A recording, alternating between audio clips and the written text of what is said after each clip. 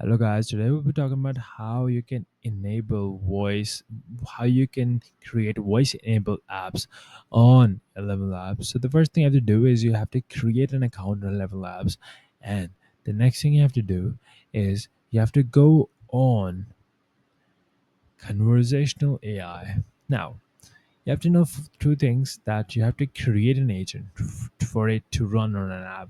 Now you go to agent and then you click on plus new agent, and then you create an agent with the exact template or the prompt that you gave for the agent. Now, the other thing is that you have to go to your profile with your name above the workspace. You have to click on API keys.